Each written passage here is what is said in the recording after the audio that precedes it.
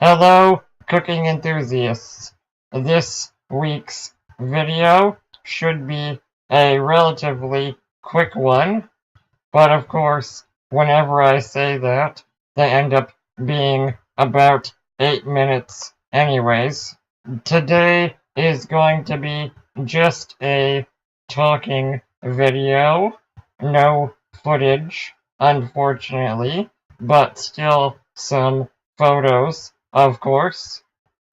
The main topic for today is some experiments I've done with blackening.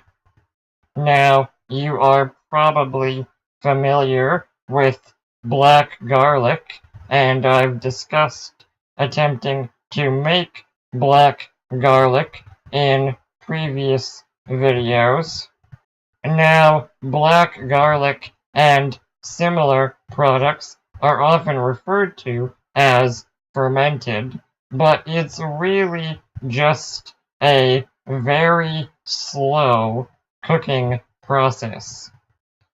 I do think it kind of makes sense to lump them together because it is a very transformative process and it does take a while, but all of the temperatures involved would either kill or seriously inhibit any kind of microbial activity. And what you are doing is essentially using the chemical reactions that happen with cooking, primarily caramelization and Maillard reactions, and taking them to their logical extreme. And within the world of blackened products, there's a wide range of results you can get depending on what temperatures you are using. 60 Celsius is basically the minimum, and for something like garlic, you're going to get a very sweet and nuanced flavor, but the disadvantage is it's going to take about 8 weeks.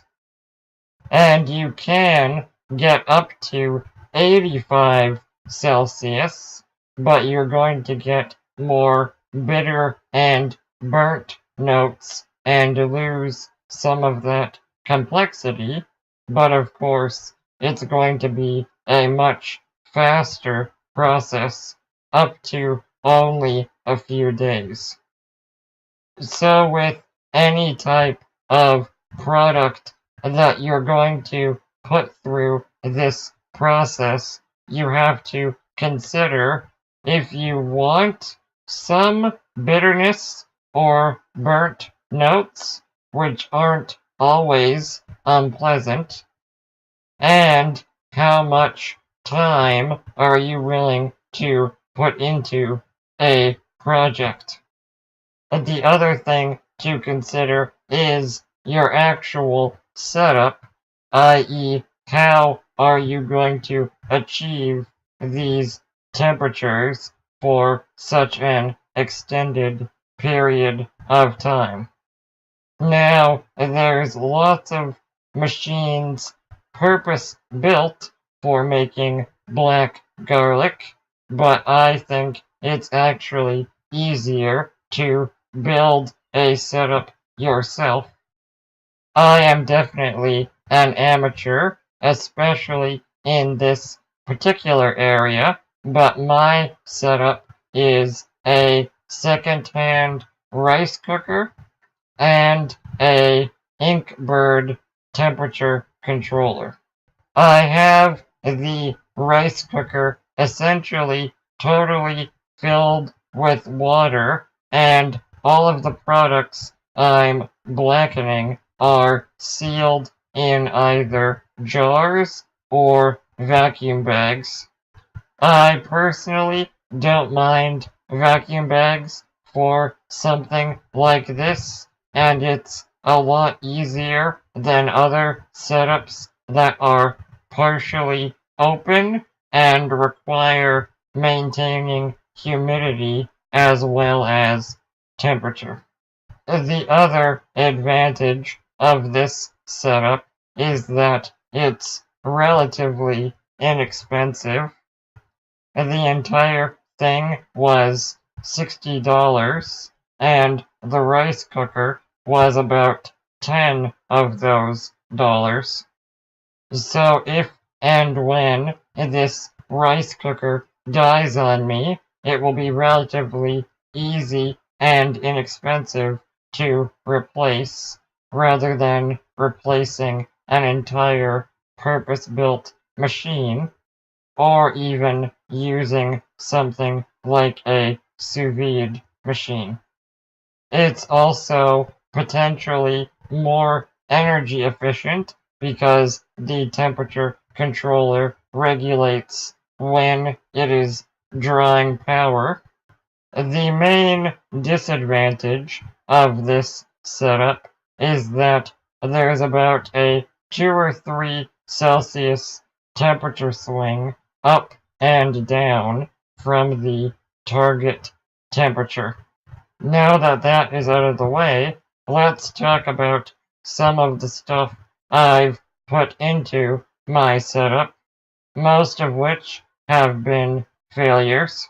For the sake of doing a lot of experiments relatively quickly, I decided to start in the 80 Celsius temperature range.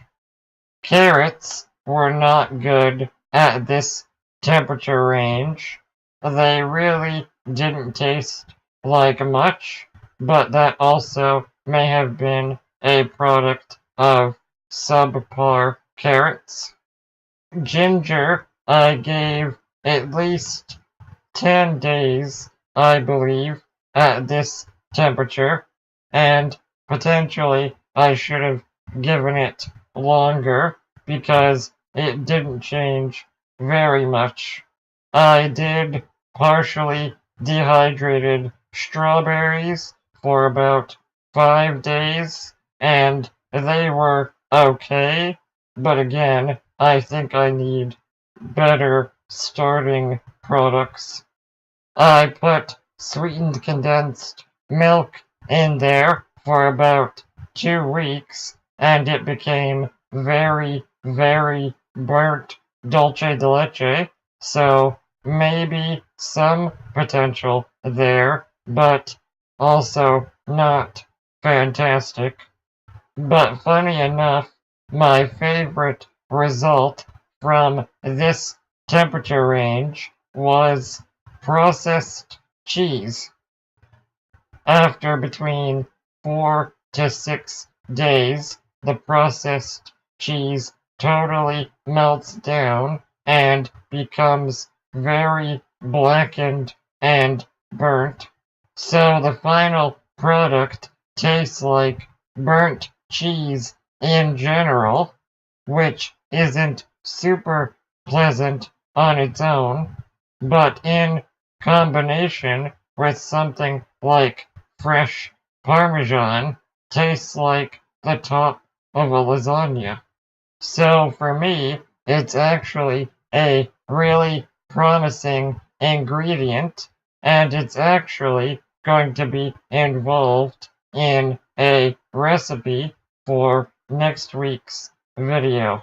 I've just started some new experiments at a lower temperature range, so it'll be a little while before I have another update. But I hope you enjoyed this video. If you have any questions about this, please let me know in the comments. Otherwise, thank you for watching.